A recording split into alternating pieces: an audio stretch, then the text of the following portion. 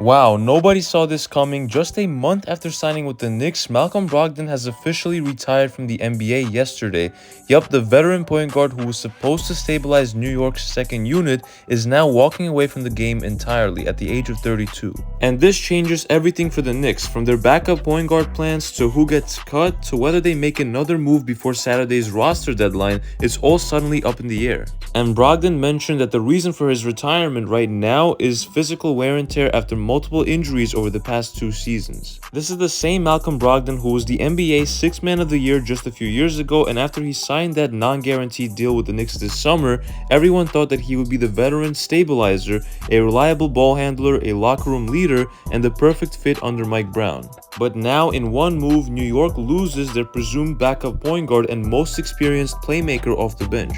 And let's not forget, Brogdon's contract was not guaranteed yet, so technically this frees up a spot, but it leaves the Knicks scrambling for depth and leadership in that second unit. So with Brogdon out of the picture, who fills that role now? You've got 4 options. Number 1, Jordan Clarkson, who's probably going to see more on-ball reps, but we know his game is more pure scorer than facilitator. Number 2 is Deuce McBride, who's been solid defensively but still developing as a primary playmaker and definitely more of an off-ball guard. Number 3 is Josh Hart, who's still nursing that back injury and has not played since game 1 of preseason. He's versatile, sure, but you cannot rely on him as your backup point guard long term. And number 4 is Tyler Kolek, which is probably the most popular pick because of his natural point guard abilities. The only concern with him is that his defense is not up to par and he definitely gets beat easily. And of course, he's not nearly as experienced as the Knicks would want him to be as a championship contending team. So now it is decision time. Does Mike Brown trust the current group and let the young guys grow into bigger roles? Or does Leon Rose go out and grab another veteran guard before the deadline?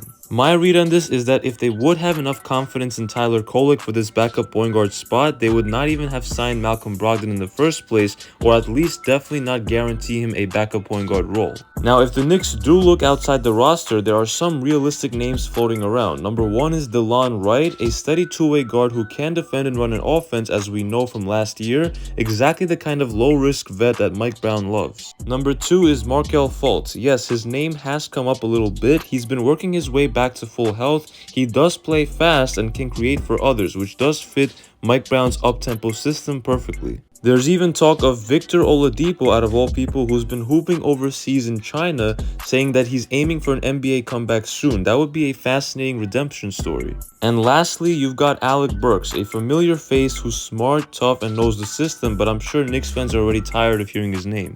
And potentially more prominently and more realistic is Spencer Dinwiddie, who just got waived by the Hornets earlier today. Last season, he played in 79 games for the Mavericks out of 82, which is almost every game in the season, and he averaged about 11 points, 3 rebounds, and 4.5 assists per game on 27 minutes per game averaged. Now, a lot of us Knicks fans would say definitely not to this idea of Dinwiddie because he was trash-talking us not too long ago. But Leon Rose and the Knicks front office does not care about the past. They care about if he can fulfill a role right now. And keep in mind, he does have chemistry with both Mikal Bridges in Brooklyn and also Jalen Brunson in Dallas. But all of this ties back to one question. Who do you move to make room? Because remember, if the Knicks want to add 2 veterans like Landry Shamet and someone like Spencer Dinwiddie, they still need to have a clear roster spot somewhere else. And that's where things get tricky, because before Brogdon retired, the Knicks were already wrestling with this.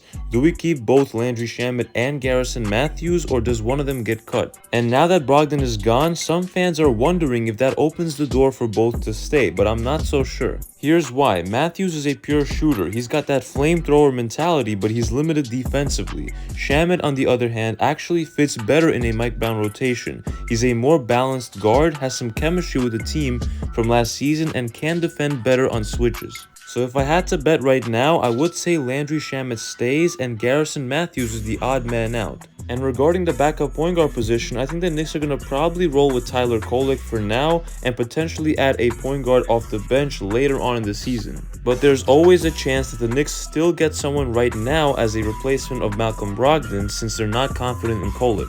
And that way they would have to trade for Darier to open up that roster spot. And now that camp and preseason are almost over, the Knicks want a backup point guard who actually knows the system already right now.